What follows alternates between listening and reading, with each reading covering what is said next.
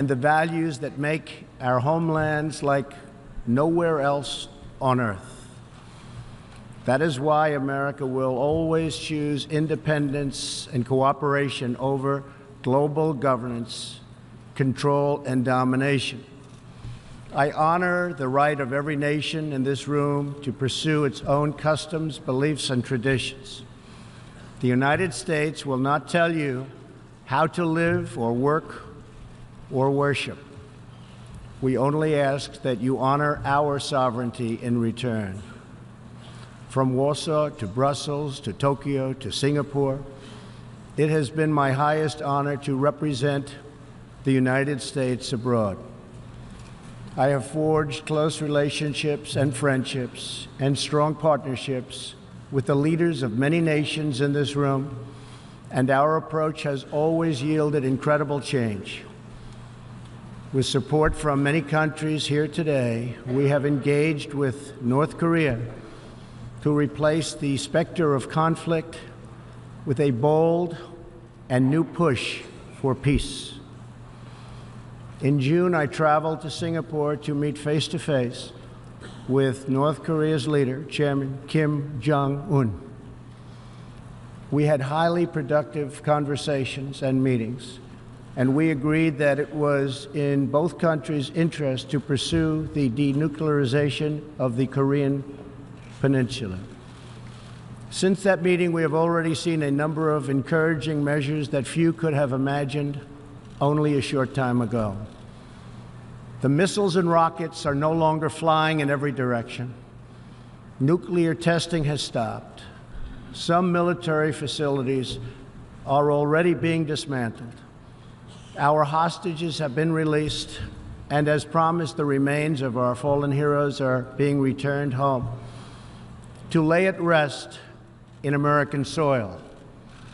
I would like to thank Chairman Kim for his courage and for the steps he has taken, though much work remains to be done.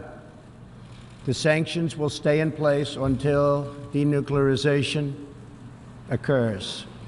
I also want to thank the many member states who helped us reach this moment, a moment that is actually far greater than people would understand.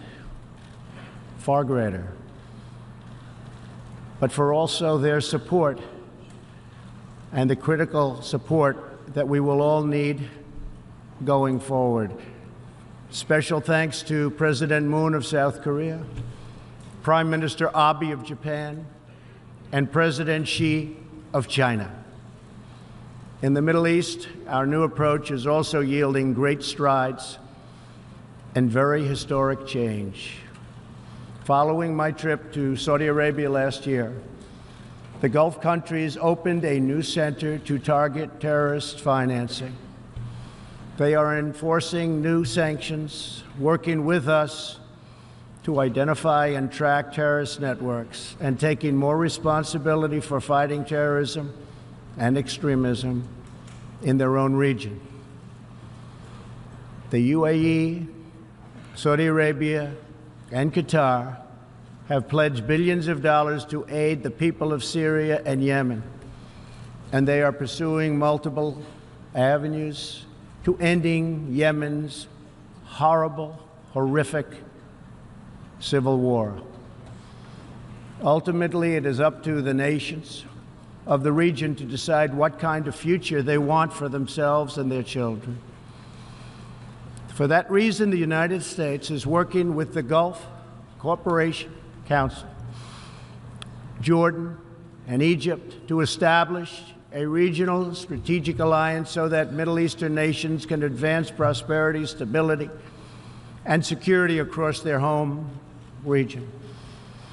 Thanks to the United States military and our partnership with many of your nations, I am pleased to report that the bloodthirsty killers known as ISIS have been driven out from the territory they once held in Iraq and Syria. We will continue to work with friends and allies to deny radical Islamic terrorists any funding, territory, or support, or any means of infiltrating our borders. The ongoing tragedy in Syria is heartbreaking. Our shared goals must be the de-escalation of military conflict, along with a political solution that honors the will of the Syrian people. In this vein, we urge the United Nations-led peace process be reinvigorated. But rest assured, the United States will respond if chemical weapons are deployed by the Assad regime. I commend the people of Jordan and other neighboring countries for hosting refugees from this very brutal civil war. As we see in Jordan, the most compassionate policy is to place refugees as close to their homes as possible, to ease their eventual return, to be part of the rebuilding process. This approach also stretches finite resources to help far more people, increasing the impact of every dollar spent. Every solution to the humanitarian crisis in Syria must also include a strategy to address the brutal regime that has fueled and financed it, the corrupt dictatorship in Iran. Iran's leaders sow chaos, death, and destruction. They do not respect their neighbors or borders or the sovereign rights of nations. Instead, Iran's leaders plunder the nation's resources to enrich themselves and to spread mayhem across the Middle East and far beyond. The Iranian people are rightly outraged that their leaders have embezzled billions of dollars from Iran's treasury, seized valuable portions of the economy, and looted the people's religious endowments, all to line their own pockets and send their proxies to wage war. Not good. Iran's neighbors have paid a heavy toll for the region's agenda of aggression and expansion. That is why so many countries in the Middle East strongly supported my decision to withdraw the United States from the horrible 2015 Iran nuclear deal and reimpose nuclear sanctions. The Iran deal was a windfall for Iran's leaders. In the years since the deal was reached, Iran's military budget grew nearly 40%. The dictatorship used the funds to build nuclear-capable missiles, increase internal repression, finance terrorism, and fund havoc and slaughter in Syria and Yemen. The United States has launched a campaign of economic pressure to deny the regime the funds it needs to advance its bloody agenda. Last month, we began reimposing hard-hitting nuclear sanctions that have been lifted under the Iran deal. Additional sanctions will resume November 5th, and more will follow. And we are working with countries that import Iranian crude oil to cut their purchases substantially. We cannot allow the world's leading sponsor of terrorism to possess the planet's most dangerous weapons. We cannot allow a regime that chants death to America and that threatens Israel with annihilation to possess the means to deliver a nuclear warhead to any city on earth. Just can't do it. We ask all nations to isolate Iran's regime as long as its aggression continues. And we ask all nations to support Iran's people as they struggle to reclaim their religious and righteous destiny. This year, we also took another significant step forward in the Middle East in recognition of every sovereign state to determine its own capital. I move the U.S. Embassy in Israel to Jerusalem. The United States is committed to a future of peace and stability in the region, including peace between the Israelis and the Palestinians. That aim is advanced, not harmed, by acknowledging the obvious facts. America's policy of principled realism means we will not be held hostage to old dogmas, discredited ideologies, and so-called experts who have been proven wrong over the years, time and time again. This is true not only in matters of peace, but in matters of prosperity. We believe that trade must be fair and reciprocal. The United States will not be taken advantage of any longer. For decades, the United States opened its economy, the largest by far on earth, with few conditions. We allowed foreign goods from all over the world to flow freely across our borders. Yet, other countries did not grant us fair and reciprocal access to their markets in return. Even worse, some countries abused their openness to dump their products, subsidize their goods, target our industries, and manipulate their currencies to gain unfair advantage over our country. As a result, our trade deficit ballooned to nearly $800 billion a year. For this reason, we are systematically renegotiating broken and bad trade deals. Last month, we announced a groundbreaking U.S.-Mexico trade agreement. And just yesterday, I stood with President Moon to announce the successful completion of the brand new U.S.-Korea trade deal. And this is just the beginning. Many nations in this hall will agree that the world trading system is in dire need of change. For example, countries were admitted to the World Trade Organization that violate every single principle on which the organization is based. While the United States and many other nations play by the rules, these countries use government-run industrial planning and state-owned enterprises to rig the system in their favor.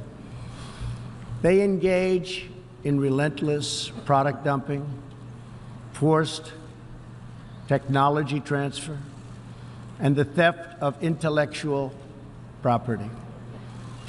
The United States lost over 3 million manufacturing jobs, nearly a quarter of all steel jobs, and 60,000 factories after China joined the WTO. And we have racked up $13 trillion in trade deficits over the last 2 decades. But those days are over. We will no longer tolerate such abuse. We will not allow our workers to be victimized, our companies to be cheated, and our wealth to be plundered and transferred.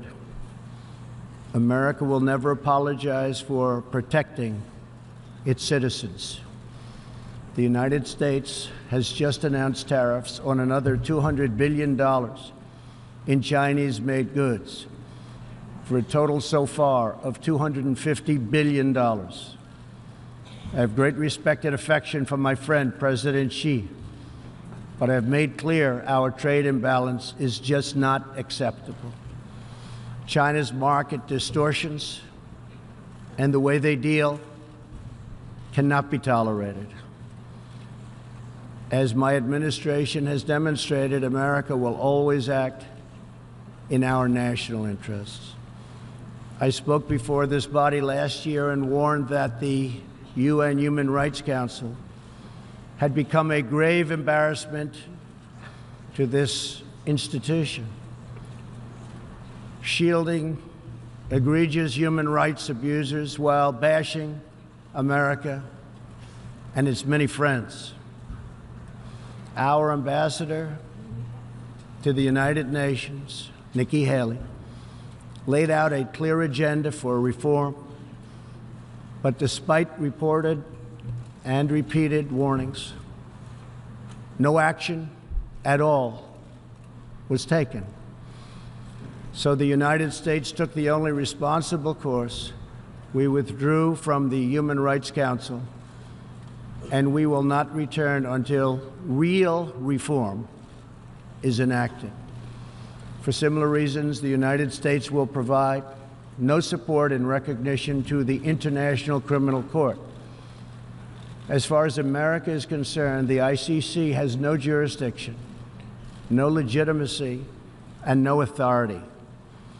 The ICC claims near universal jurisdiction over the citizens of every country, violating all principles of justice, fairness, and due process. We will never surrender America's sovereignty to an unelected, unaccountable global bureaucracy. America is governed by Americans. We reject the ideology of globalism, and we embrace the doctrine of patriotism. Around the world, responsible nations must defend against threats to sovereignty, not just from global governments, but also from other new forms of coercion and domination. In America, we believe strongly in energy security for ourselves and for our allies. We have become the largest energy producer anywhere on the face of the earth. The United States stands ready to export our abundant, affordable supply of oil, clean coal, and natural gas. OPEC and OPEC nations are, as usual, ripping off the rest of the world, and I don't like it. Nobody should like it. We defend many of these nations for nothing, and then they take advantage of us by giving us high oil prices. Not good. We want them to stop raising prices. We want them to start lowering prices, and they must contribute substantially to military protection from now on. We are not going to put up with it, these horrible prices, much longer. Reliance on a single foreign supplier can leave a nation vulnerable to extortion and intimidation. That is why we congratulate European states such as Poland for leading the construction of a Baltic pipeline so that nations are not dependent on Russia to meet their energy needs. Germany will become totally dependent on Russian energy if it does not immediately change course. Here in the Western Hemisphere, we are committed to maintaining our independence from the encroachment of expansionist foreign powers. It has been the formal policy of our country since President Monroe that we reject the interference of foreign nations in this hemisphere and in our own affairs. The United States has recently strengthened our laws to better screen foreign investments in our country for national security threats.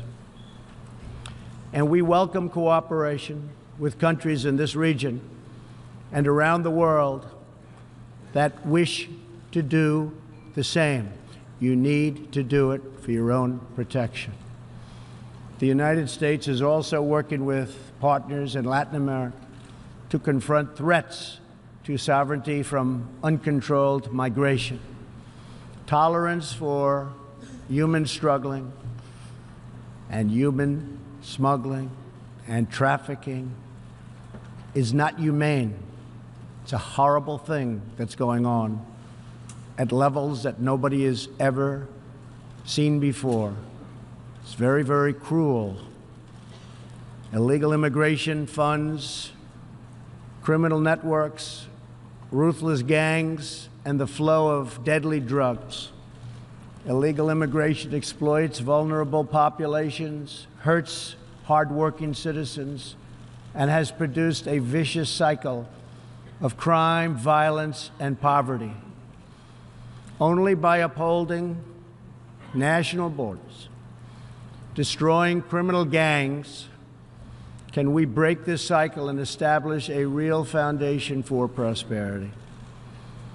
We recognize the right of every nation in this room to set its own immigration policy in accordance with its national interests, just as we ask other countries to respect our own right to do the same, which we are doing. That is one reason the United States will not participate in the new global compact on migration. Migration should not be governed by an international body unaccountable to our own citizens. Ultimately, the only long-term solution to the migration crisis is to help people build more hopeful futures in their home countries, make their countries great again. Currently, we are witnessing a human tragedy, as an example, in Venezuela. More than 2 million people have fled the anguish inflicted by the socialist Maduro regime and its Cuban sponsors. Not long ago, Venezuela was one of the richest countries on earth. Today, socialism has bankrupted the oil-rich nation and driven its people into abject poverty. Virtually everywhere socialism or communism has been tried, it has produced suffering, corruption, and decay. Socialism's thirst for power leads to expansion, incursion, and oppression. All nations of the world should resist socialism and the misery that it brings to everyone. In that spirit, we ask the nations gathered here to join us in calling for the restoration of democracy in Venezuela. Today, we are announcing additional sanctions against the repressive regime, targeting Maduro's inner circle and close advisors. We are grateful for all of the work the United Nations does around the world to help people build better lives for themselves and their families. The United States is the world's largest giver in the world by far of foreign aid, but few give anything to us. That is why we are taking a hard look at U.S. foreign assistance. That will be headed up by Secretary of State Mike Pompeo. We will examine what is working, what is not working, and whether the countries who receive our dollars and our protection also have our interests at heart. Moving forward, we are only going to give foreign aid to those who respect us and, frankly, are our friends. And we expect other countries to pay their fair share for the cost of their defense. The United States is committed to making the United Nations more effective and accountable. I have said many times that the United Nations has unlimited potential. As part of our reform effort, I have told our negotiators that the United States will not pay more than 25% of the UN peacekeeping budget. This will encourage other countries to step up, get involved, and also share in this very large burden. And we are working to shift more of our funding from assessed contributions to voluntary, so that we can target American resources to the programs with the best record of success. Only when each of us does our part and contributes our share can we realize the UN's highest aspirations. We must pursue peace without fear, hope without despair, and security without apology. Looking around this hall, where so much history has transpired, we think of the many before us who have come here to address the challenges of their nations and of their times. And our thoughts turn to the same question that ran through all their speeches and resolutions, through every word and every hope. It is the question of what kind of world will we leave for our children, and what kind of nations they will inherit. The dreams that fill this hall today are as diverse as the people who have stood at this podium, and as varied as the countries represented right here in this body are. It really is something. It really is great, great history. There is India, a free society, over 1 billion people, successfully lifting countless millions out of poverty and into the middle class. There is Saudi Arabia, where King Salman and the Crown Prince are pursuing bold new reforms. There is Israel, proudly celebrating its 70th anniversary as a thriving democracy in the Holy Land. In Poland, the great people are standing up for their independence, their security, and their sovereignty. Many countries are pursuing their own unique visions, building their own hopeful futures, and chasing their own wonderful dreams of destiny, of legacy, and of a home. The whole world is richer. Humanity is better because of this beautiful constellation of nations, each very special, each very unique, and each shining brightly in its part of the world. In each one, we see awesome promise of a people bound together by a shared past and working toward a common future. As for Americans, we know what kind of future we want for ourselves. We know what kind of a nation America must always be. In America, we believe in the majesty of freedom and the dignity of the individual. We believe in self-government and the rule of law. And we prize the culture that sustains our liberty, a culture built on strong families, deep faith, and fierce independence. We celebrate our heroes. We treasure our traditions. And above all, we love our country. Inside everyone in this great chamber today, and everyone listening all around the globe, there is the heart of a patriot that feels the same powerful love for your nation, the same intense loyalty to your homeland. The passion that burns in the hearts of patriots and the souls of nations has inspired reform and revolution, sacrifice and selflessness, scientific breakthroughs, and magnificent works of art. Our task is not to erase it, but to embrace it, to build with it, to draw on its ancient wisdom, and to find within it the will to make our nations greater, our region safer, and the world better. To unleash this incredible potential in our people, we must defend the foundations that make it all possible. Sovereign and independent nations are the only vehicle where freedom has ever survived, democracy has ever endured, or peace has ever prospered. And so we must protect our sovereignty and our cherished independence above all. When we do, we will find new avenues for cooperation unfolding before us.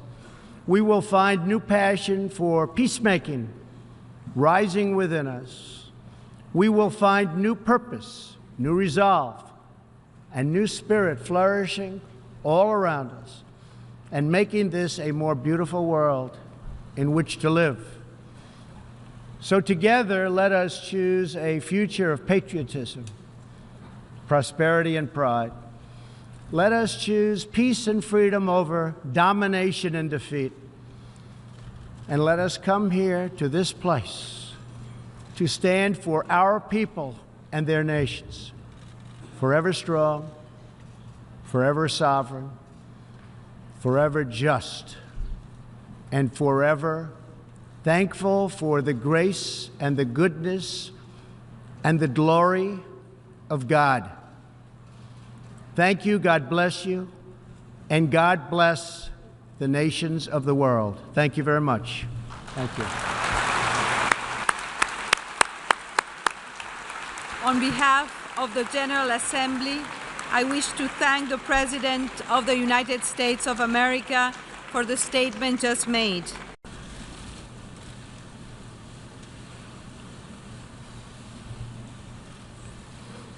Madam President, Mr. Secretary General, world leaders, ambassadors, and distinguished delegates, 1 year ago, I stood before you for the first time in this grand hall.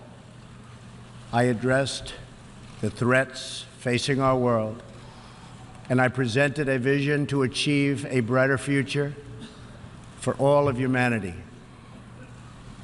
Today, I stand before the United Nations General Assembly to share the extraordinary progress we've made.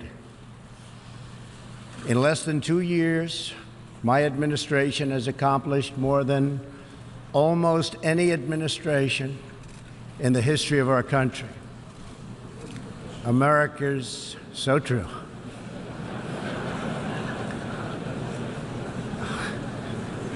Didn't expect that reaction, but that's okay.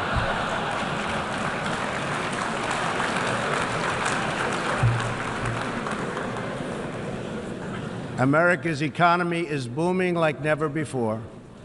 Since my election, we've added $10 trillion in wealth. The stock market is at an all-time high in history, and jobless claims are at a 50-year low. African American, Hispanic American, and Asian American unemployment have all achieved their lowest levels ever recorded. We've added more than 4 million new jobs, including 500,000 manufacturing jobs. We have passed the biggest tax cuts and reforms in American history. We've started the construction of a major border wall, and we have greatly strengthened border security. We have secured record funding for our military, $700 billion this year and $716 billion next year.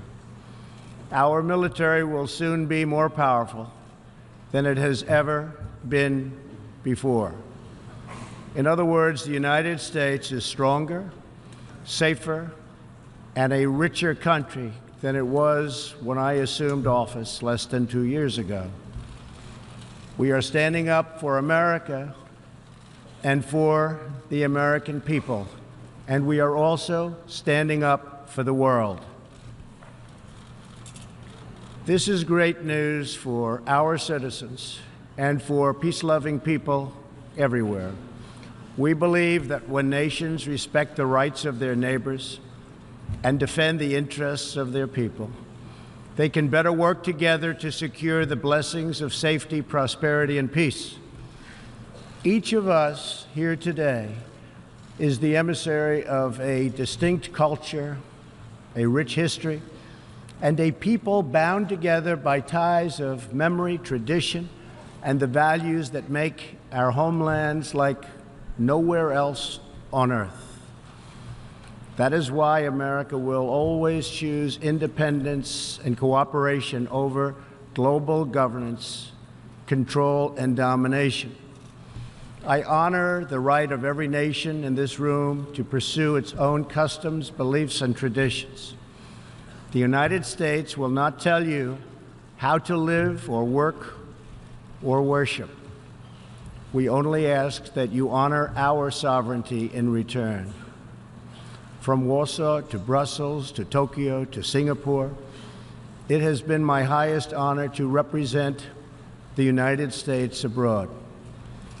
I have forged close relationships and friendships and strong partnerships with the leaders of many nations in this room, and our approach has always yielded incredible change.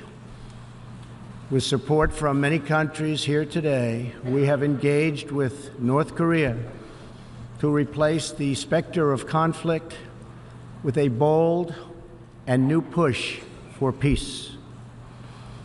In June, I traveled to Singapore to meet face-to-face with North Korea's leader, Chairman Kim Jong-un.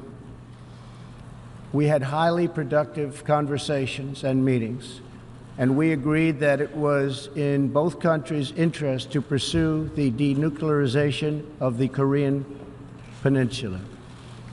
Since that meeting, we have already seen a number of encouraging measures that few could have imagined only a short time ago. The missiles and rockets are no longer flying in every direction. Nuclear testing has stopped. Some military facilities are already being dismantled. Our hostages have been released, and as promised, the remains of our fallen heroes are being returned home to lay at rest in American soil. I would like to thank Chairman Kim for his courage and for the steps he has taken, though much work remains to be done. The sanctions will stay in place until denuclearization occurs. I also want to thank the many member states who helped us reach this moment, a moment that is actually far greater than people would understand. Far greater, but for also their support and the critical support that we will all need going forward. Special thanks to President Moon of South Korea, Prime Minister Abe of Japan, and President Xi of China. In the Middle East, our new approach is also yielding great strides and very historic change. Following my trip to Saudi Arabia last year, the Gulf countries opened a new center to target terrorist financing.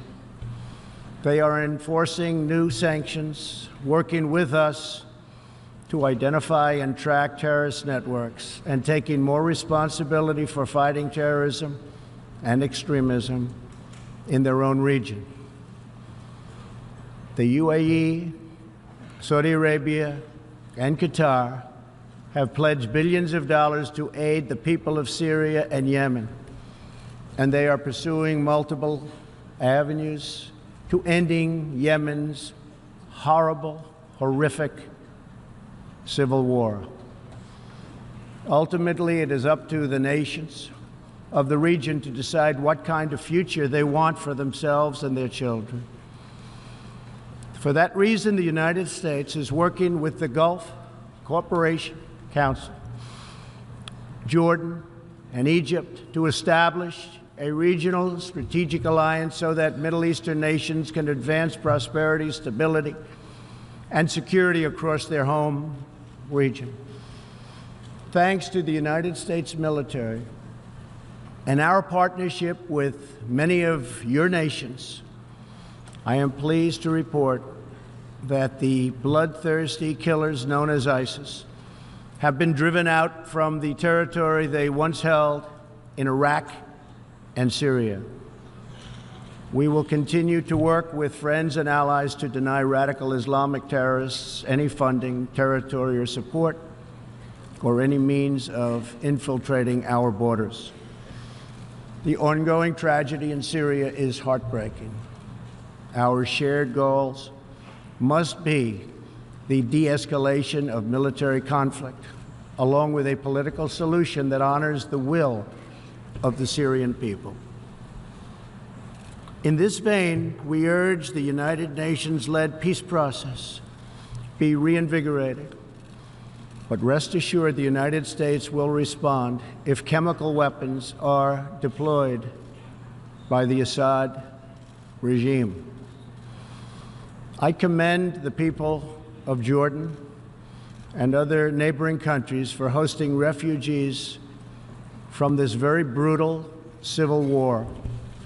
As we see in Jordan, the most compassionate policy is to place refugees as close to their homes as possible, to ease their eventual return to be part of the rebuilding process. This approach also stretches finite resources to help far more people, increasing the impact of every dollar spent.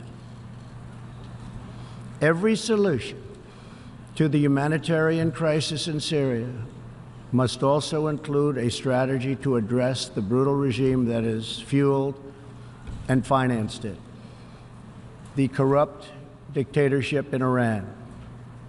Iran's leaders sow chaos, death, and destruction. They do not respect their neighbors or borders or the sovereign rights of nations. Instead, Iran's leaders plunder the nation's resources to enrich themselves and to spread mayhem across the Middle East and far beyond. The Iranian people are rightly outraged that their leaders have embezzled billions of dollars from Iran's treasury, seized valuable portions of the economy, and looted the people's religious endowments, all to line their own pockets and send their proxies to wage war. Not good. Iran's neighbors have paid a heavy toll for the region's agenda of aggression and expansion. That is why so many countries in the Middle East strongly supported my decision to withdraw the United States from the horrible 2015 Iran nuclear deal and reimpose nuclear sanctions. The Iran deal was a windfall for Iran's leaders. In the years since the deal was reached, Iran's military budget grew nearly 40%. The dictatorship used the funds to build nuclear-capable missiles, increase internal repression, finance terrorism, and fund havoc and slaughter in Syria and Yemen. The United States has launched a campaign of economic pressure to deny the regime the funds it needs to advance its bloody agenda. Last month, we began reimposing hard-hitting nuclear sanctions that have been lifted under the Iran deal. Additional sanctions will resume November 5th, and more will follow. And we are working with countries that import Iranian crude oil to cut their purchases substantially. We cannot allow the world's leading sponsor of terrorism to possess the planet's most dangerous weapons. We cannot allow a regime that chants death to America and that threatens Israel with annihilation to possess the means to deliver a nuclear warhead to any city on earth. Just can't do it. We ask all nations to isolate Iran's regime as long as its aggression continues. And we ask all nations to support Iran's people as they struggle to reclaim their religious and righteous destiny. This year, we also took another significant step forward in the Middle East in recognition of every sovereign state to determine its own capital. I moved the U.S. Embassy in Israel to Jerusalem. The United States is committed to a future of peace and stability in the region, including peace between the Israelis and the Palestinians. That aim is advanced, not harmed, by acknowledging the obvious facts. America's policy of principled realism means we will not be held hostage to old dogmas, discredited ideologies, and so-called experts who have been proven wrong over the years, time and time again. This is true not only in matters of peace, but in matters of prosperity. We believe that trade must be fair and reciprocal. The United States will not be taken advantage of any longer. For decades, the United States opened its economy, the largest by far on earth, with few conditions. We allowed foreign goods from all over the world to flow freely across our borders. Yet, other countries did not grant us fair and reciprocal access to their markets in return.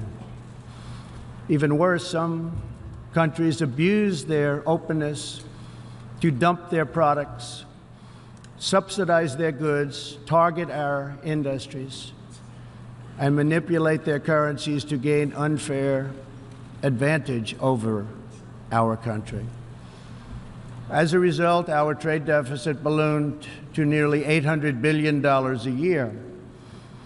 For this reason, we are systematically renegotiating broken and bad trade deals. Last month, we announced a groundbreaking U.S.-Mexico trade agreement. And just yesterday, I stood with President Moon to announce the successful completion of the brand new U.S.-Korea trade deal. And this is just the beginning. Many nations in this hall will agree that the world trading system is in dire need of change. For example, countries were admitted to the World Trade Organization that violate every single principle on which the organization is based. While the United States and many other nations play by the rules, these countries use government-run industrial planning and state-owned enterprises to rig the system in their favor. They engage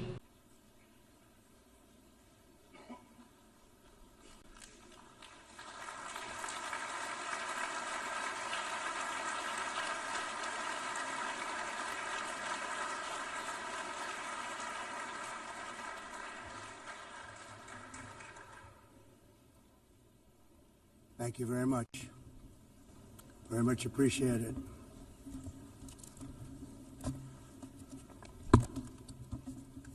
And I don't mind making this speech without a teleprompter, because the teleprompter is not working. I feel very happy to be up here with you nevertheless, and that way you speak more from the heart. I can only say that whoever's operating this teleprompter is in big trouble.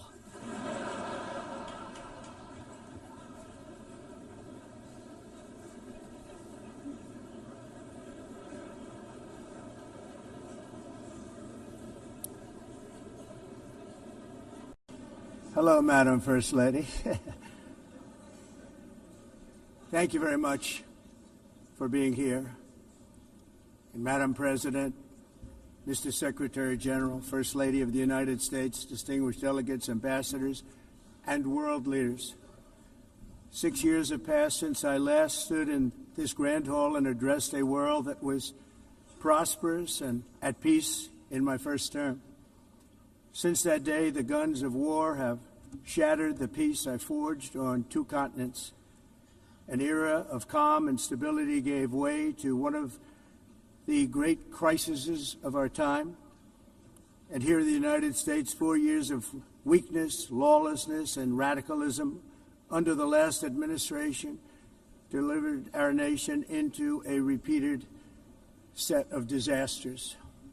1 year ago, our country was in deep trouble, but today, just 8 months into my administration, we are the hottest country anywhere in the world, and there is no other country even close.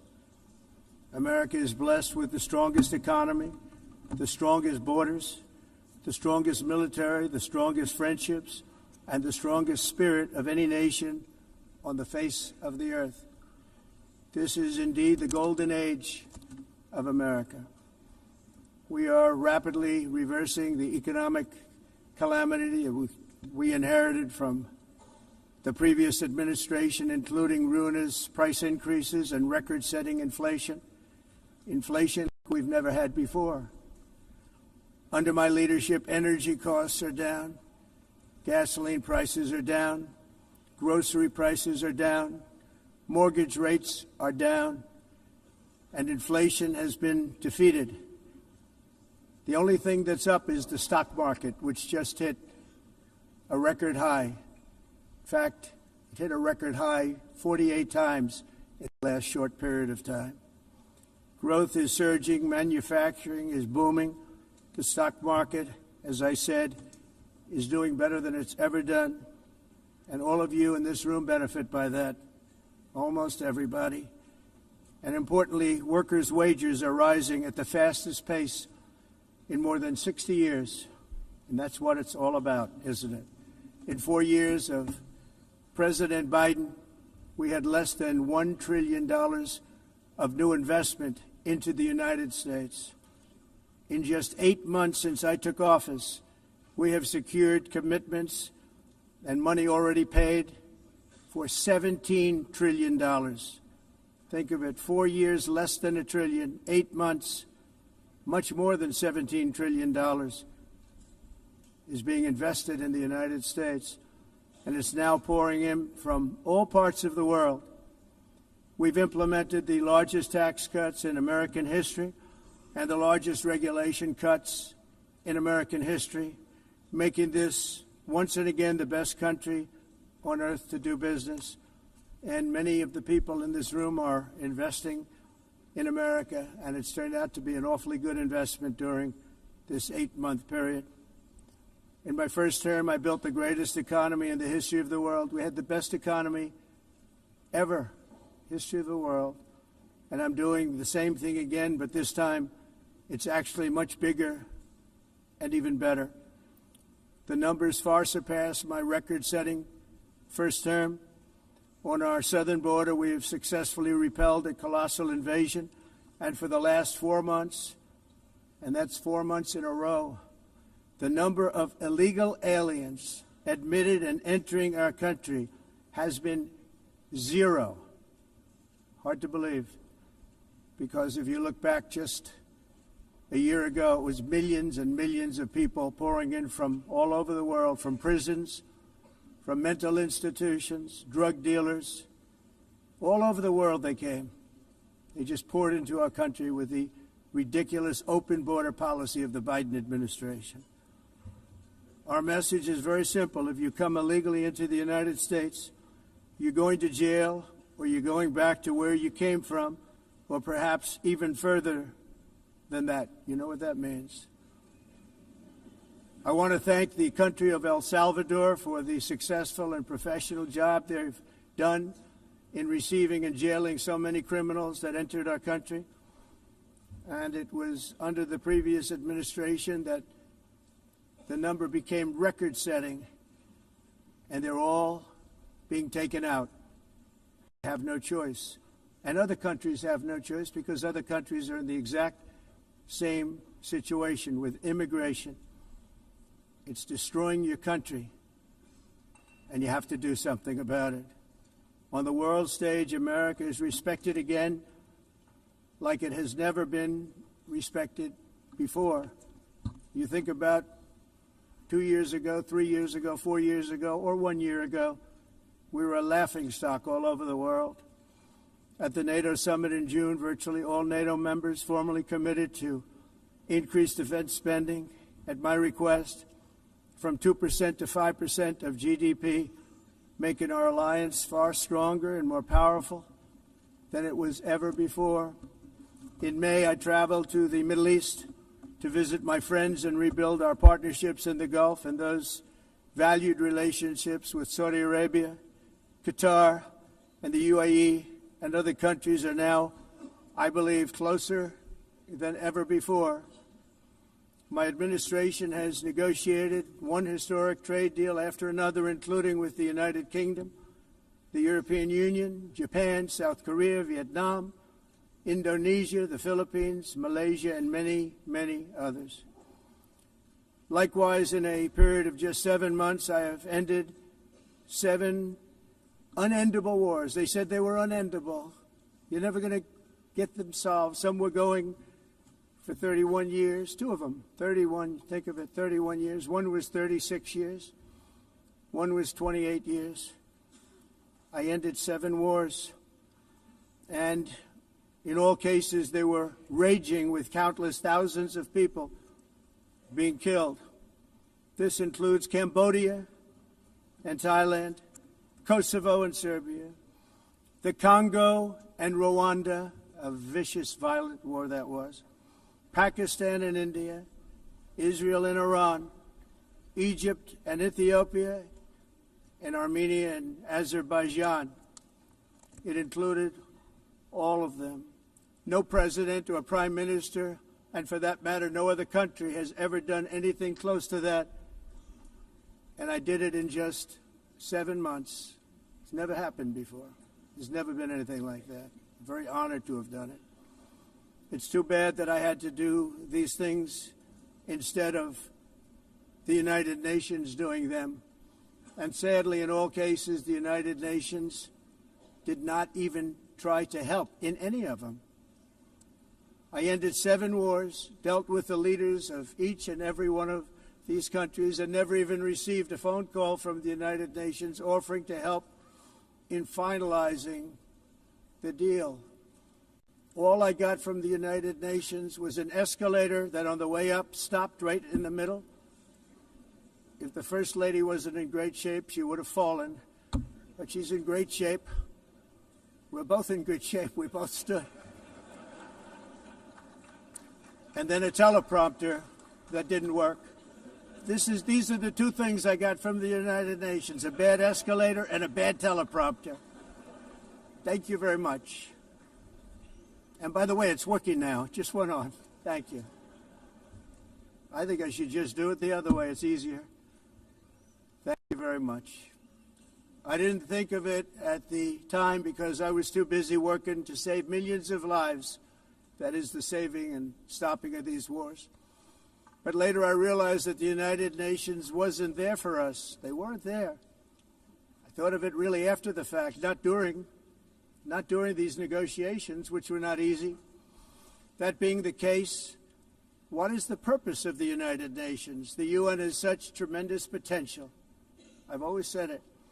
It has such tremendous, tremendous potential, but it's not even coming close to living up to that potential. For the most part, at least for now, all they seem to do is write a really strongly worded letter and then never follow that letter up. It's empty words, and empty words don't solve war. The only thing that solves war and wars is action. Now, after ending all of these wars and also earlier negotiating the Abraham Accords, which is a very big thing for which our country received no credit, never receives credit. Everyone says that I should get the Nobel Peace Prize for each one of these achievements. But for me, the real prize will be the sons and daughters who live to grow up with the mothers and fathers, because millions of people are no longer being killed in endless and unglorious wars.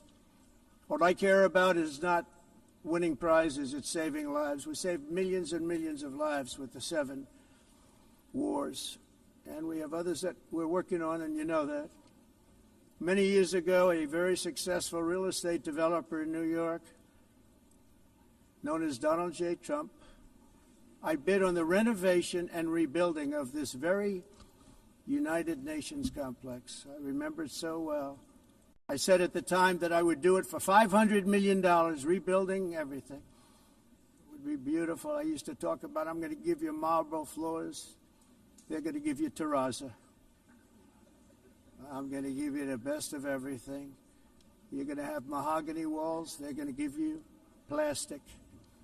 But they decided to go in another direction, which was much more expensive at the time, and which actually produced a far inferior product. And I realized that they did not know what they were doing when it came to construction, and that their building concepts were so wrong, and the product that they were proposing to build was so bad and so costly. It was going to cost them a fortune. And I said, and wait till you see the overruns.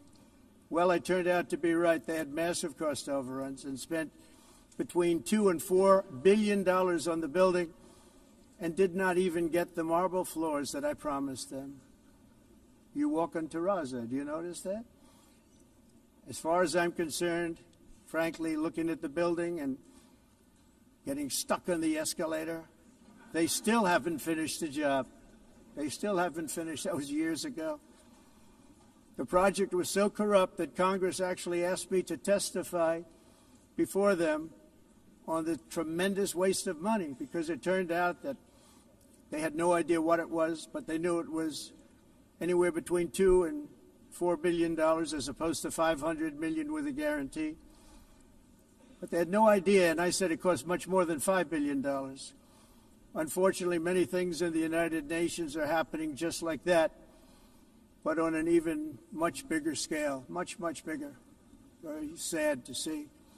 Whether the UN can manage to play a productive role, I've come here today to offer the hand of American leadership and friendship to any nation in this assembly that is willing to join us in forging a safer, more prosperous world.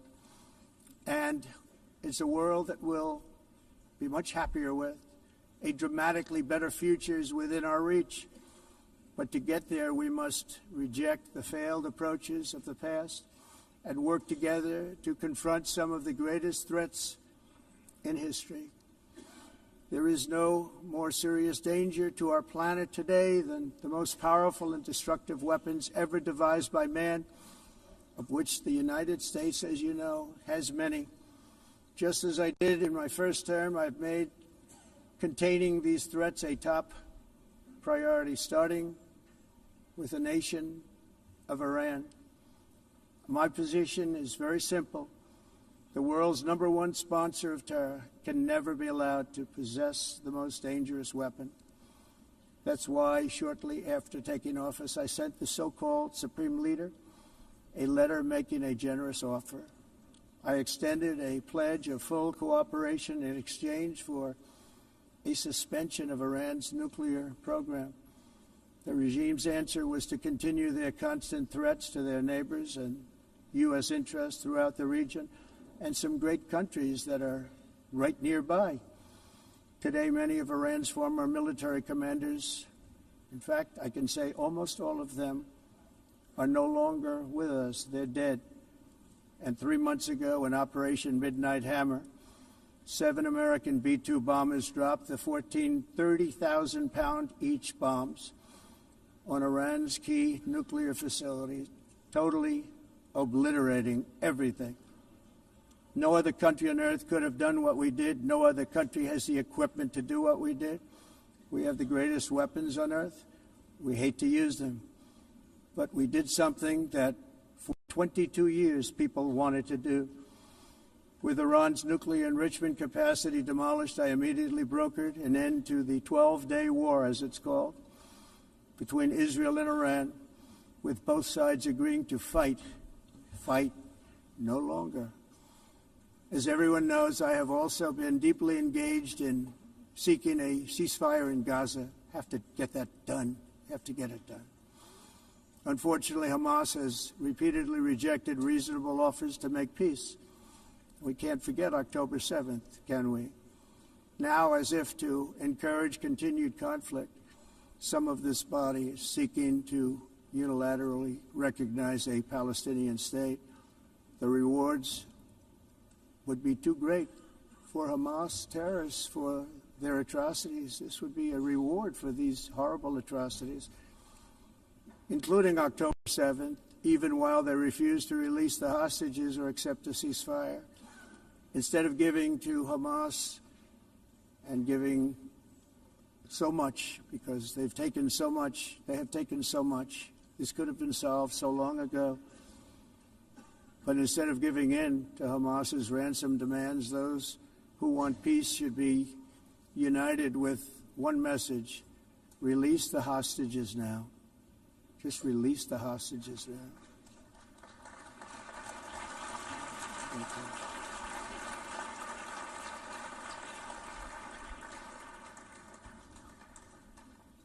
Thank you. As we have got to come together, and we will come together, got to get it done. We have to stop the war in Gaza immediately. We have to stop it. We have to get it done. We have to negotiate, immediately have to negotiate peace. We got to get the hostages back. We want all 20 back. We don't want 2 and 4. As you know, I got, along with Steve Witkoff and others that helped us, Marco Rubio, we got most of them back. We were involved in all of them. But I always said the last 20 are going to be the hardest, and that's exactly what happened. We have to get them back now. We don't want to get back 2, and then another 2, and then 1, and then 3. Have this process. No, we want them all back, and we want the actually 38 dead bodies back too. Those parents came to me, and they want them back, and they want them back very quickly and very badly, as though they were alive. They want them. They want them every bit as much as if their son or daughter were alive. I've also been working relentlessly, stopping the killing in Ukraine.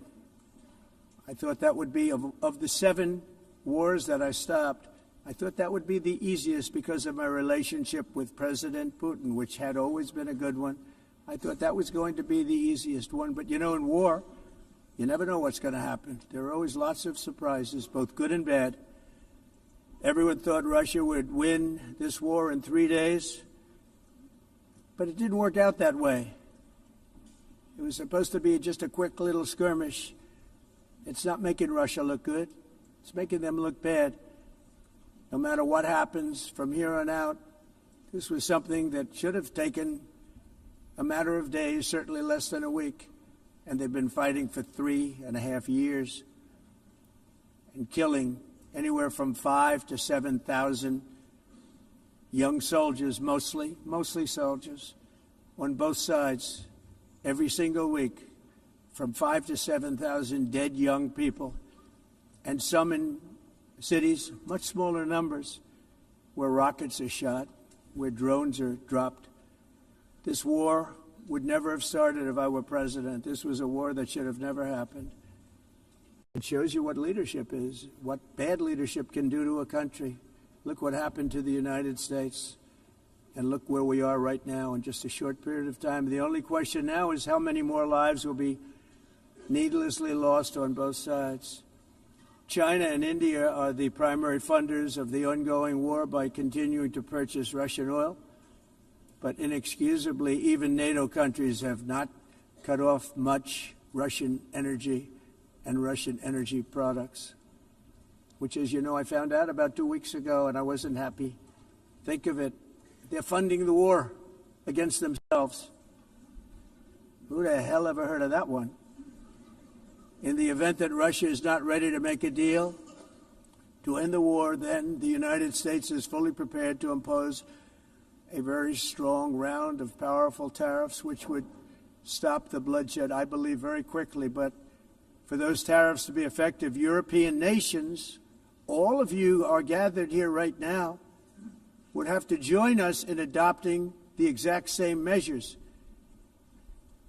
I mean, you're much closer to the city. We have an ocean in between. You're right there. And Europe has to step it up. They can't be doing what they're doing. They're buying oil and gas from Russia while they're fighting Russia. It's embarrassing to them, and it was very embarrassing to them when I found out about it, I can tell you that. They have to immediately cease all energy purchases from Russia. Otherwise, we're all wasting a lot of time.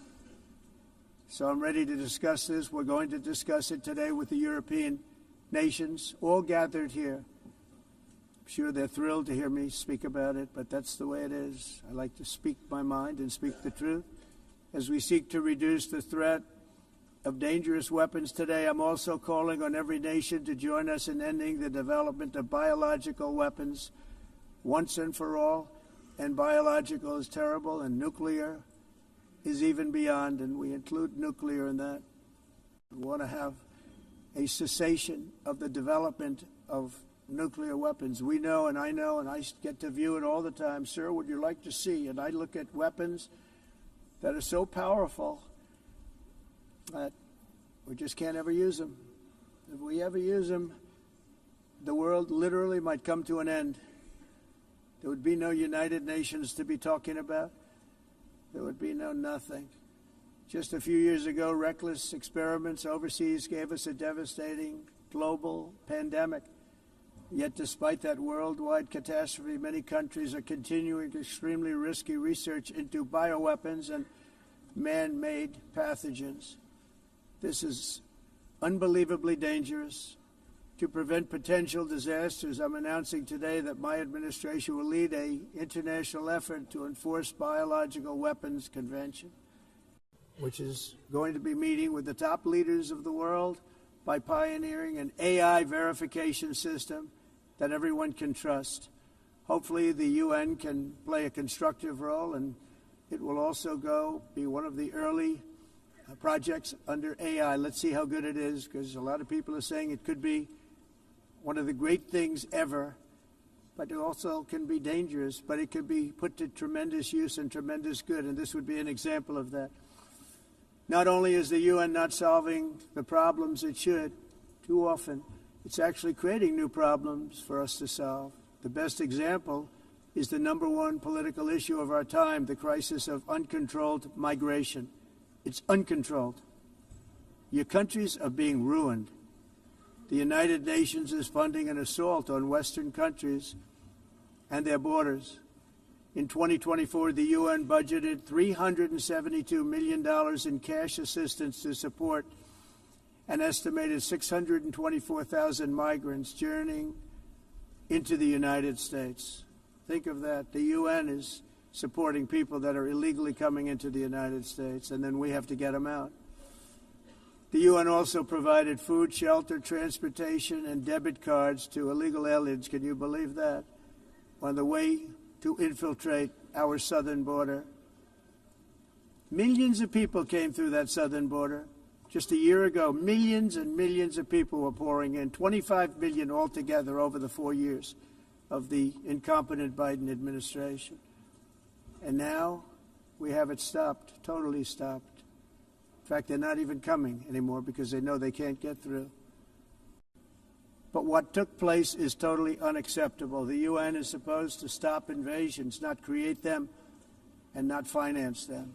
In the United States, we reject the idea that mass numbers of people from foreign lands can be permitted to travel halfway around the world, trample our borders, violate our sovereignty, cause unmitigated crime, and deplete our social safety net.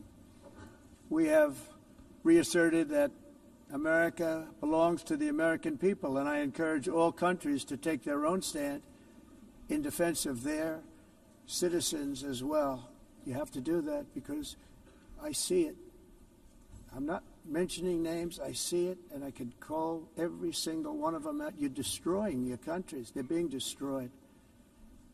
Europe is in serious trouble. They've been invaded by a force of illegal aliens like nobody's ever seen before. Illegal aliens are pouring into Europe. Nobody is ever, and nobody's doing anything to change it, to get them out. It's not sustainable.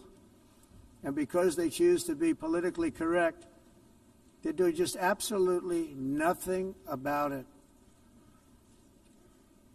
And I have to say, I look at London, where you have a terrible mayor, terrible mayor.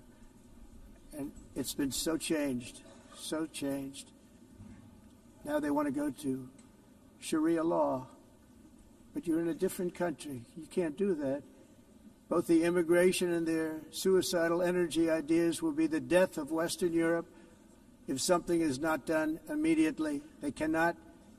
This cannot be sustained. What makes the world so beautiful is that each country is unique.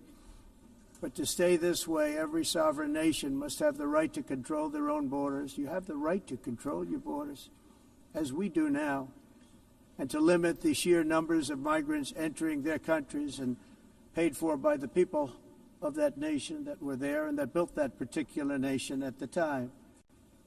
They put their blood, sweat, tears, money into that country, and now they're being ruined. Proud nations must be allowed to protect their communities and prevent their societies from being overwhelmed by people they have never seen before, with different customs, religions, with different everything. Where migrants have violated laws, lodged false asylum claims, or claimed refugee status for illegitimate reasons, they should, in many cases, be immediately sent home. And while we will always have a big heart for places and people that are struggling and truly compassionate, answers will be given. We have to solve the problem, and we have to solve it in their countries, not create new problems in our countries. And we are very helpful to a lot of countries that are just not able to send their people anymore. They used to send them to us in caravans of 25,000, 30,000 people each. These massive caravans of people pouring into our country, totally unchecked and unvetted. But not anymore. According to the Council of Europe in 2024, almost 50% of inmates in German prisons were foreign nationals or migrants. In Austria, the number was 53% of the people in prisons were from places that weren't from where they are now. In Greece, the number was 54%, and in Switzerland, beautiful Switzerland, 72% of the people in prisons are from outside of Switzerland. When your prisons are filled with so-called asylum seekers who repaid kindness, and that's what they did, they repaid kindness with crime, it's time to end the failed experiment of open borders. You have to end it now. See, I can tell you, I'm really good at this stuff. Your countries are going to hell. In America, we've taken bold action to swiftly shut down uncontrolled migration. Once we started detaining and deporting everyone who crossed the border and removing illegal aliens from the United States, they simply stopped coming. They're not coming anymore. We're getting a lot of credit, but they're not coming anymore. This was a humanitarian act for all involved, because on the trips up, thousands of people a week were dying. Women were being raped. Nobody's ever seen anything like it. Raped, horribly beaten, raped. On the trip up, the journey up, it was a long walk. It was a long, arduous journey, indeed. And it was also a historic victory against human trafficking throughout the region. What we did was a victory, and we saved so many lives of people that wouldn't make the journey. That journey was loaded up with death. Loaded up with death. Dead bodies all along the roads of jungles. To get up, they go through jungles, they go through areas so hot you couldn't breathe. They were dying of suffocation, areas so hot that you couldn't breathe. Dead bodies all over. By them not coming, we're saving tremendous numbers of lives. My people have done a fantastic job in doing what they did, and the American public agrees with it. I mean, I was very proud to see this morning I have the highest poll numbers I've ever had. Part of it is because of what we've done on the border. I guess the other part is what we've done on the economy. Joe Biden's policies empowered murderous gangs, human smugglers, child traffickers, drug cartels, and prisoners from all over the world. The previous administration also lost nearly 300,000 children. Think of that. They lost more than 300,000 children, little children, who were trafficked into the United States on the Biden watch, many of whom have been raped, exploited, and abused, and sold. sold. Nobody talks about that. The fake news doesn't write about it. With many others, young children who are missing or dead.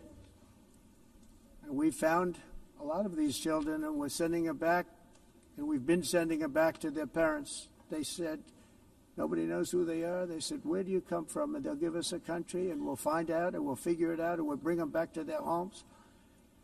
And the mother and father rush to the door, and their tears in their eyes. They can't believe that they're seeing their son or daughter, their little son or daughter again. We've done almost 30,000 of them so far. Any system that results in the mass trafficking of children is inherently evil. Yet that is exactly what the globalist migration agenda has done, and it's what it's all about. In America, those days, as you know, are over. The Trump administration is working, and we are continuing to work to track down the villains that are causing this problem, and also, as I said, to get back the 30,000 we've already returned. Now I think we're going to have another. We're going to find a lot. You're not going to find all of them. 300, more than 300,000. They're lost or they're dead. They're lost or they're dead because of the animals that did this. To protect our citizens, I've also designated multiple savage drug cartels as far as and you see this, and you see it happening right before your eyes. Let's put it this way. People don't like taking big loads of drugs in boats anymore. There aren't too many boats that are traveling on the seas by Venezuela. They tend not to want to travel very quickly anymore. And we've virtually stopped drugs coming into our country by sea. We call them the water drugs. They kill hundreds of thousands of people. I've also designated multiple savage drug cartels as far as foreign terrorist organizations, along with two bloodthirsty transnational gangs, probably the worst gangs anywhere in the world, MS-13 and Tren de Aragua. Tren de Aragua is from Venezuela, by the way. Such organizations torture, maim, mutilate, and murder with impunity. They're the enemies of all humanity. For this reason, we've recently begun using the supreme power of the United States military to destroy Venezuelan terrorists and trafficking networks led by Nicolas Maduro. To every terrorist thug smuggling poisonous drugs into the United States of America, please be warned that we will blow you out of existence. That's what we're doing. We have no choice. Can't let it happen. They're destroying. I believe we lost 300,000 people last year to drugs, 300,000. Fentanyl and other drugs. Each boat that we sink carries drugs that would kill more than 25,000 Americans. We will not let that happen. Energy is another area where the United States is now thriving like never before. We're getting rid of the falsely named renewables. By the way, they're a joke. They don't work. They're too expensive. They're not strong enough to fire up the plants that you need to make your country great. The wind doesn't blow. Those big windmills are so pathetic and so bad, so expensive to operate. And they have to be rebuilt all the time, and they start to rust and rot.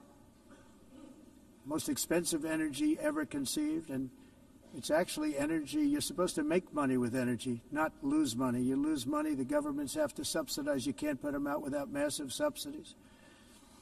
And most of them are built in China, and I give China a lot of credit. They build them, but they very few wind farms. So why is it that they build them and they send them all over the world, but they barely use them? You know what they use? Coal. They use gas. They use almost anything, but they don't like wind. But they sure as hell like selling the windmills. Europe, on the other hand, is a long way to go, with many countries being on the brink of destruction because of the green energy agenda. And I give a lot of credit to Germany. Germany was being led down a very sick path, both on immigration, by the way, and on energy. They were going green, and they were going bankrupt. And the new leadership came in, and they went back to where they were, with fossil fuel and with nuclear, which is good. It's now safe. You can do it properly. But they went back to where they were, and they opened up a lot of different plants, energy producing plants, and they're doing well. I give Germany a lot of credit for that. They've said this is a disaster, what's happening. They were going all green. All green is all bankrupt. That's what it represents. And it's not politically correct. I'll be very badly criticized for saying it, but I'm here to tell the truth. I don't care. It doesn't matter to me. I'm in New York City. I'm feeling a lot safer. Crime, we're getting crime down. And by the way, speaking of crime, Washington, D.C. was the crime capital of America. Now it's after 12 days, it's a totally safe city. Everyone's going out to dinner. They're going out to restaurants. Your wife can walk down the middle of the street with or without you. Nothing's going to happen. My people have done a fantastic job. And yes, I called in the National Guard, and the National Guard took care of business. And they weren't politically correct, but they took care of business. We got 1,700 career criminals out, brought them back to where they came from, the countries where they came from, or put them in jails. Washington, D.C. is now a totally safe city again, and I welcome you to come. In fact, we'll have dinner together at a local restaurant, and we'll be able to walk. We don't have to go by an armor-plated vehicle. We'll walk right over there from the White House. They've given up their powerful edge, a lot of the countries that we're talking about, in oil and gas, such as essentially closing the great North Sea oil. Oh, the North Sea, I know it so well. Aberdeen was the oil capital of Europe, and there's tremendous oil that hasn't been found in the North Sea, tremendous oil. And I was with the Prime Minister I respect and like a lot, and I said, you're sitting with the greatest asset. They essentially closed it by making it so highly taxed that no developer, no oil company can go there. They have tremendous oil left, and more importantly, they have tremendous oil that hasn't even been found yet. And what a tremendous asset for the United Kingdom. And I hope the Prime Minister is listening, because I told it to him 3 days in a row. That's all he heard. North Sea oil, North Sea, because I want to see them do well. I want to stop seeing them ruining that beautiful Scottish and English countryside with windmills and massive solar panels that go 7 miles by 7 miles, taking away farmland. But we're not letting this happen in America. In 1982, the executive director of the United Nations Environmental Program predicted that by the year 2000, climate change would cause a global catastrophe. He said that it will be irreversible, as any nuclear holocaust would be. This is what they said at the United Nations. What happened? Here we are. Another UN official stated in 1989 that within a decade, entire nations could be wiped off the map by global warming. Not happening. You know, it used to be global cooling. If you look back years ago in the 1920s and the 1930s, they said, global cooling will kill the world. We have to do something. Then they said global warming will kill the world, but then it started getting cooler, so now they could just call it climate change, because that way they can't miss. It's climate change, because if it goes higher or lower, whatever the hell happens, there's climate change. It's the greatest con job ever perpetrated on the world, in my opinion. Climate change, no matter what happens, you're involved in that. No more global warming, no more global cooling, all of these predictions made by the United Nations and many others, often for bad reasons, were wrong. They were made by stupid people that have cost their countries fortunes and given those same countries no chance for success. If you don't get away from this green scam, your country is going to fail.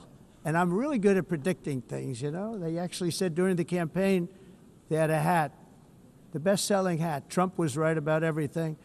And I don't say that in a braggadocious way, but it's true. I've been right about everything. And I'm telling you that if you don't get away from the green energy scam, your country is going to fail. And if you don't stop people that you've never seen before, that you have nothing in common with, your country is going to fail. I'm the President of the United States, but I worry about Europe. I love Europe. I love the people of Europe. And I hate to see it being devastated by energy and Immigration. This double-tailed monster destroys everything in its wake, and they cannot let that happen any longer. You're doing it because you want to be nice, you want to be politically correct, and you're destroying your heritage. They must take control strongly and immediately of the unmitigated immigration disaster and the fake energy catastrophe before it's too late. The carbon footprint is a hoax made up by people with evil intentions, and they're heading down a path of total destruction. You know, the carbon footprint, it was a big, big thing a few years ago. I remember hearing about the carbon footprint, and then President Obama would get into Air Force One, a massive Boeing 747, and not a new one, an old one with old engines that spew everything into the atmosphere. He'd talk about the carbon footprint, we must do so. Then he'd get in and he'd fly from Washington to Hawaii to play a round of golf. And then he'd get back onto that big, beautiful plane and he'd fly back and he'd talk about, again, global warming and the carbon footprint. It's a con job. At extreme cost and expense, Europe reduced its own carbon footprint by 37%. Think of that. Congratulations, Europe. Great job. You cost yourself a lot of jobs, a lot of factories closed, but you reduced the carbon footprint by 37%. However, for all of that sacrifice and much more, it's been totally wiped out and then some by a global increase of 54%. Much of it coming from China and other countries that are thriving around China, which now produces more CO2 than all the other developed nations in the world. So all of these countries are working so hard on the carbon footprint, which is nonsense, by the way. It's nonsense. You know, it's interesting. In the United States, we have still radicalized environmentalists, and they want the factories to stop. Everything should stop. No more cows. We don't want cows anymore. I guess they want to kill all the cows. They want to do things that are just unbelievable, and you have it too. But you know, we have a border, strong, and we have a shape, and that shape doesn't just go straight up. That shape is amorphous when it comes to the atmosphere. And if we had the most clean air, and I think we do, we have very clean air. We have the cleanest air we've had in many, many years. But the problem is that other countries, like China, which has air that's a little bit rough, it blows. And no matter what you're doing down here, the air up here tends to get very dirty because it comes in from other countries where their air isn't so clean. And the environmentalists refuse to acknowledge that. Same thing with garbage. In Asia, they dump much of their garbage right into the ocean. And over about a 1 week and 2 week journey, it flows right past Los Angeles. You've seen it. Massive amounts of garbage, almost too much to do anything about, flowing past Los Angeles, past San Francisco, and then somebody will get in trouble because he dropped a cigarette on the beach. The whole thing is crazy. The primary effect of these brutal green energy policies has not been to help the environment, but to redistribute manufacturing and industrial activity from developed countries that follow the insane rules that are put down to polluting countries that break the rules and are making a fortune. They're making a fortune. European electricity bills are now 4 to 5 times more expensive than those in China, and 2 to 3 times higher than the United States. And our bills are coming way down. You probably see that our gasoline prices are way down. You know, we have an expression, drill, baby, Nós drill. reduzimos os custos de energia porque nós faremos como expressão, vamos fazer tudo isso, reduzir os custos de energia, e os custos diminuíram nos Estados Unidos. Very uncommon to see one in some of these countries. Por exemplo, se você olhar electric costs are so high. So while nos the US has países approximately 1,300 heat-related deaths annually, that's a lot. Europe loses Mas more nós than nos Estados Unidos 175,000 people to heat deaths each year. usar eles e evitar aumento da temperatura, porque é muito caro também usar all in the e name ninguém of pretending to stop the global Luiz. warming hoax. The entire globalist concept asking successful industrialized nations to inflict Esse pain on agenda themselves mundialista não and tem nenhum radically sentido. disrupt their entire societies must be rejected completely and totally, and it must be immediate. Aumento da temperatura, porque é muito caro também usar nado e ninguém Pretending to stop was paying so much more than every country. Others weren't paying. China didn't have to pay until 2030. Russia was given an old standard that was easy to meet, a 1990 standard. For the United States, we're supposed to pay like $1 trillion. And I said, this is another scam. The fact is, the United States has been taken advantage of by the world for many, many years, but not any longer, as you probably noticed. I unleashed massive energy production and signed historic executive orders to hunt for oil, but we don't have to do much hunting because we have the most oil of any nation anywhere, oil and gas in the world. And if you add coal, we have the most of any nation in the world. Clean, I call it clean, beautiful coal. You can do things today with coal that you couldn't have done 10 years ago, 15 years. So I have a little standing order in the White House. Never use the word coal, only use the words clean, beautiful coal. Sounds much better, doesn't it? But we stand ready to provide any country with abundant, affordable energy supplies if you need them, when most of you do. We're proudly exporting energy all over the world. We're now the largest exporter. In the United States, we want trade and robust commerce with all nations, everybody. We want to help nations. We're going to help nations. But it must also be fair and reciprocal. The challenge with trade is much the same with climate. The countries that followed the rules, all their factories have been plundered. It's really sad to watch. They've been broken. They've been broken by countries that broke the rules. That's why the United States is now applying tariffs to other countries, and much as these tariffs were for many years applied to us, uncontrollably applied to us. We've used tariffs as a defense mechanism under the Trump administration, including my first term, where hundreds of billions of dollars in tariffs were taken in. And by the way, we had the lowest inflation, and now we have very low inflation. The only thing different is that we have hundreds of billions of dollars flowing into our country. But this is how we will ensure that the system works for everyone and is sustainable into the future. We're also using tariffs to defend our sovereignty and security throughout the world, including against nations that have taken advantage of former U.S. administrations for decades, including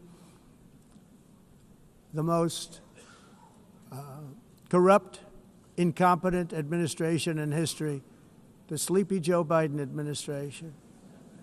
Brazil now faces major tariffs in response to its unprecedented efforts to interfere in the rights and freedoms of our American citizens and others, with censorship, repression, weaponization, judicial corruption, and targeting of political critics in the United States. I have a little problem saying this because I must tell you, I was walking in and the leader of Brazil was walking out. We saw him and I saw him, he saw me, and we embraced. And then I'm saying, can you believe I'm going to be saying this in just 2 minutes? But we actually agreed that we would meet next week. We didn't have much time to talk, like about 20 seconds. They were in retrospect, I'm glad I waited because this thing didn't work out too well. But we did talk. We had a good talk, and we agreed to meet next week, if that's of interest. But he seemed like a very nice man, actually. He liked me, I liked him. But if you, and I only do business with people I like. When I don't like them, I don't like them. But we had, at least for about 39 seconds, we had excellent chemistry. It's a good sign.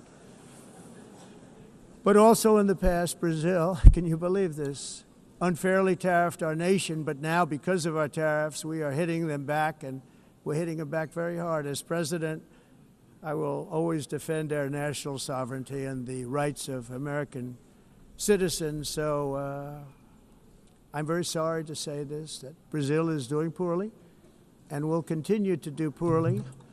They can only do well when they're working with us. Without us, they will fail, just as others have failed. It's true. Next year, the United States will celebrate the 250th anniversary of our glorious independence, a testament to enduring power and American freedom and spirit. We will also be proudly hosting the 2026 FIFA World Cup, and shortly thereafter, the 2028 Olympics, which is going to be very exciting. I hope you all come. I hope that countless people from all over the globe will take part of these will be great celebrations of liberty and human achievement, and that together we all can rejoice in the miracles of history that began in July 4th, 1776, when we founded the light to all nations. And it's something really that an amazing thing came out of that date. It's called the United States of America.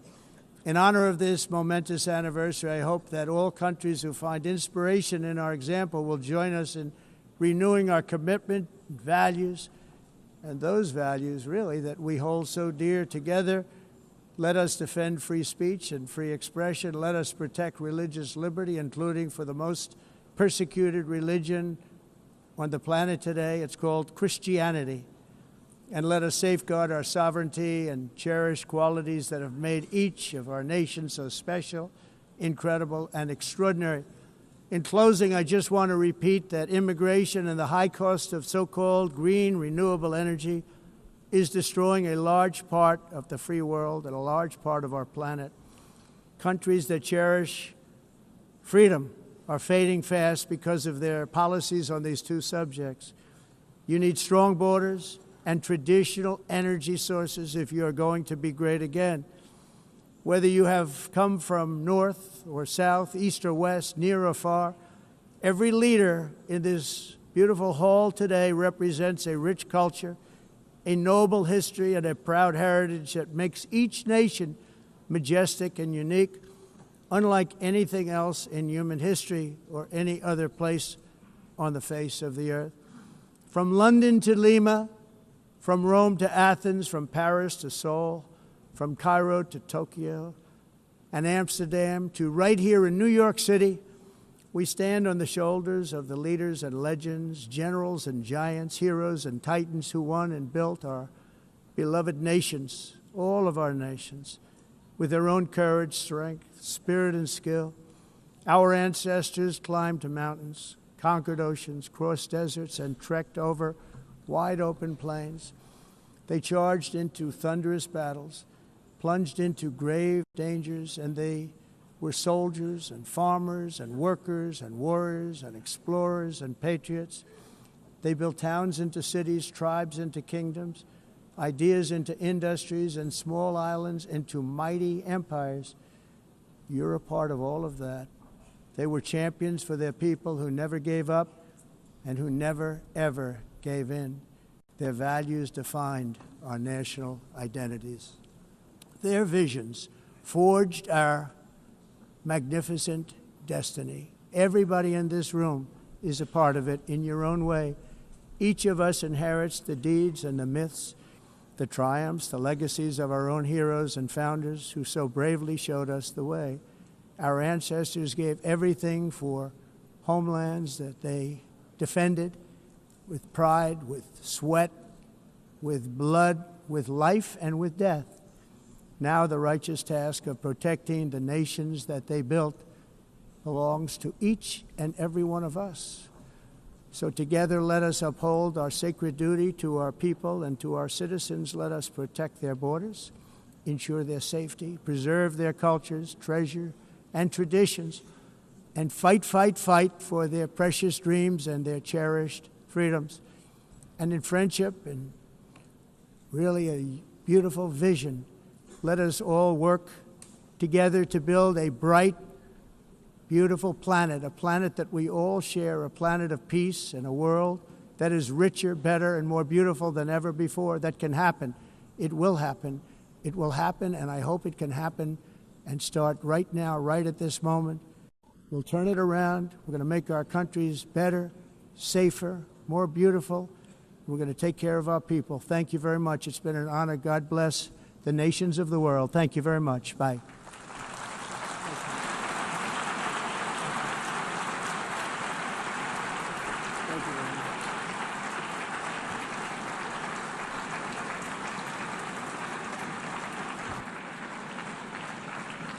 On behalf of the...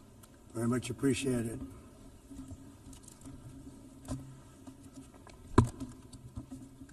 And I don't mind making this speech without a teleprompter, because the teleprompter is not working. I feel very happy to be up here with you nevertheless, and that way you speak more from the heart. I can only say that whoever's operating this teleprompter is in big trouble.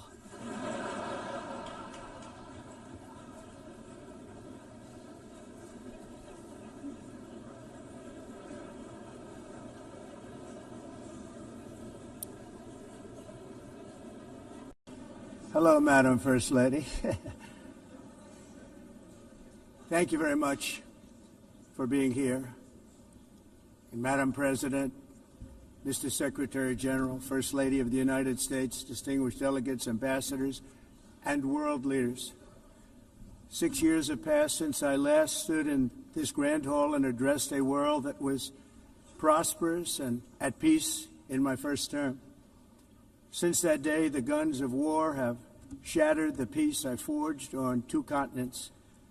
An era of calm and stability gave way to one of the great crises of our time. And here in the United States, 4 years of weakness, lawlessness, and radicalism under the last administration delivered our nation into a repeated set of disasters. 1 year ago, our country was in deep trouble, but today, just 8 months into my administration, we are the hottest country anywhere in the world, and there is no other country even close. America is blessed with the strongest economy, the strongest borders, the strongest military, the strongest friendships, and the strongest spirit of any nation on the face of the earth. This is indeed the golden age of America. We are rapidly reversing the economic calamity we inherited from the previous administration, including ruinous price increases and record-setting inflation we've never had before. Under my leadership, energy costs are down, gasoline prices are down, grocery prices are down, mortgage rates are down, and inflation has been defeated. The only thing that's up is the stock market, which just hit a record high. In fact, it hit a record high 48 times in the last short period of time. Growth is surging, manufacturing is booming. The stock market, as I said, is doing better than it's ever done. And all of you in this room benefit by that, almost everybody. And importantly, workers' wages are rising at the fastest pace in more than 60 years. And that's what it's all about, isn't it? In 4 years of President Biden, we had less than $1 trillion of new investment into the United States. In just 8 months since I took office, we have secured commitments and money already paid for $17 trillion.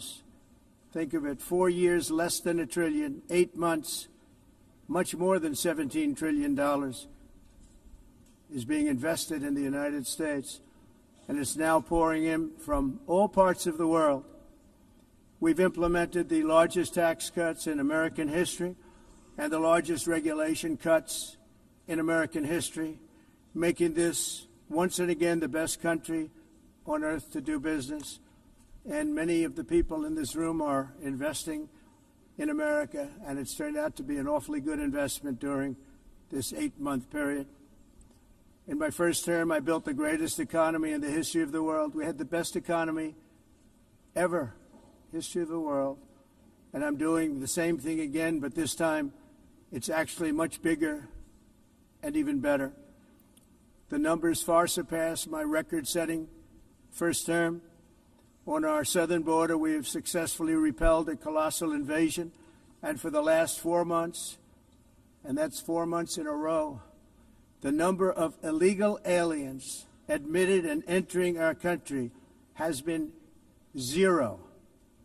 Hard to believe, because if you look back just a year ago, it was millions and